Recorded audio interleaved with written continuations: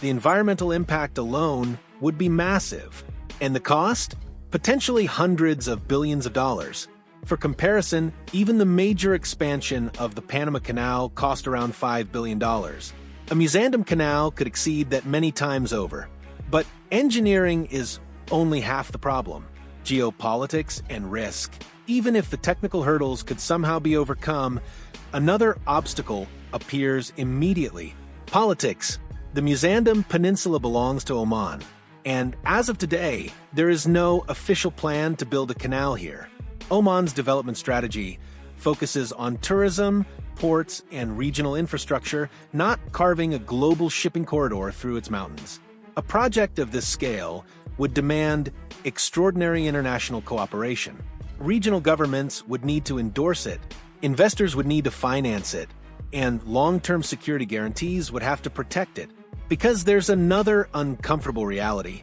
A canal wouldn't eliminate vulnerability. It would simply move it.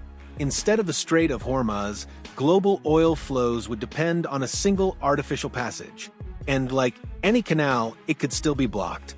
A grounded tanker, a targeted attack, or even a natural disaster. Any one of these could shut the route down overnight. The global economy wouldn't escape the bottleneck. It would simply trade one for another. The future of global trade. So, if the Musandam Canal is so impractical, why does the idea keep resurfacing? Because it exposes something fundamental about how the modern world really works. Global trade is still shaped by geography. A narrow canal in Egypt, a strait wedged between rival nations, a small number of shipping corridors that quietly keep the global economy alive. For centuries, these natural choke points have dictated the movement of energy, goods, and power across the planet. The Musandam Canal represents a kind of ambition, a belief that technology can override geography, that human engineering can erase one of the world's most fragile bottlenecks and rewrite the rules of global trade. But reality resists that vision. Mountains are not easily moved, and politics is even harder to reshape. For now, the Strait of Hormuz remains exactly what it has always been, one of the most critical and most vulnerable energy corridors on Earth. And as long as the world continues to rely on it, the idea of a canal through the Musandam Peninsula will never fully disappear. It will keep returning in policy papers, engineering studies, and strategic debates, serving as a reminder of just how delicate the foundations of global trade really are. 1. Every day, nearly 20% of the world's oil flows through a narrow stretch of water between Iran and Oman. This critical passage is known as the Strait of Hormuz. At its narrowest point, this global energy lifeline compresses into a corridor just 21 miles wide. But the actual shipping lanes are far tighter, only 2 miles wide in each direction. Through that narrow channel move tens of millions of barrels of oil every single day. Which means one thing: if the Strait of Hormuz is disrupted, the entire global economy feels the shock almost immediately. And lately, rising tensions in the region have reminded the world just how fragile this choke point really is. Warships patrol the waters. Insurance costs for oil tankers surge. Shipping companies quietly draft contingency plans. In recent years, the strait has become a flashpoint. Tankers have been seized, ships have been damaged, military confrontations have unfolded in full view of the world. It is one of the few places on Earth where a single miscalculation could spiral into a wider conflict. The strait isn't officially closed, but it doesn't have to be. The mere possibility of disruption is enough to send global energy markets into panic. And that panic doesn't stay confined to trading floors. A crisis here wouldn't just be geopolitical. It would mean higher fuel prices, rising transportation costs, and more expensive goods on store shelves from New York to Tokyo. Which raises a fascinating question.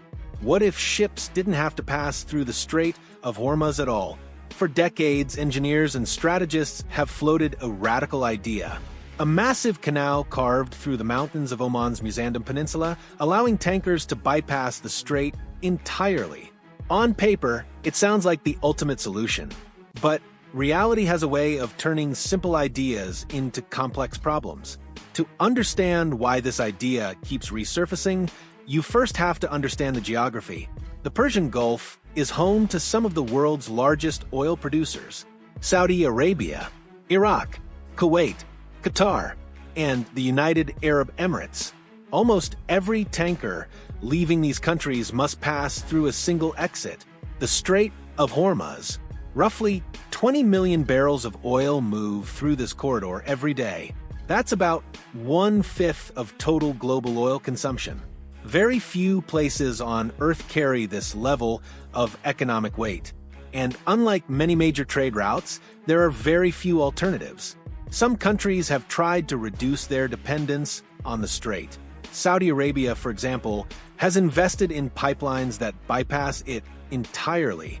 But for most producers, there is still no true substitute, which is why the Strait of Hormuz remains one of the most powerful pressure points in the global economy and one of the most dangerous. Saudi Arabia built pipelines that move oil across the Arabian Peninsula to ports on the Red Sea. The United Arab Emirates followed with its own solution, constructing a pipeline that connects its oil fields directly to the port of Fujairah, safely outside the Strait of Hormuz. But even combined, these pipelines can only carry a fraction of the oil that normally moves by tanker. For the rest of the world's energy supply, ships remain indispensable, which means the global economy is still tethered to this narrow gateway. And that dependency makes engineers uneasy, because choke points concentrate risk, and few choke points on Earth are as sensitive as this one. Now, look at the map again. Muzandam Canal. The bypass plan at the northern tip of Oman lies a rugged outcrop known as the Muzandam Peninsula. It juts into the Strait of Hormuz like a jagged stone fortress. Here's what makes it intriguing. In several places, the distance between the Persian Gulf and the Gulf of Oman is surprisingly short. In some sections, only a few dozen miles of land separate the two bodies of water, which raises an obvious question. Why not cut a canal straight through the peninsula? Tankers leaving the Persian Gulf could bypass the Strait of Hormuz entirely. Instead of navigating one of the world's most volatile geopolitical choke points, ships could sail directly into the open ocean. On a flat map, it sounds like an elegant solution, but the terrain tells a very different story. The engineering challenge, the Muzandam Peninsula, is not flat desert. It's part of the Hajar Mountains, one of the most rugged landscapes in the Middle East. Sharp limestone peaks rise abruptly from the coastline. Some reach more than 2,000 meters above sea level, over 6,000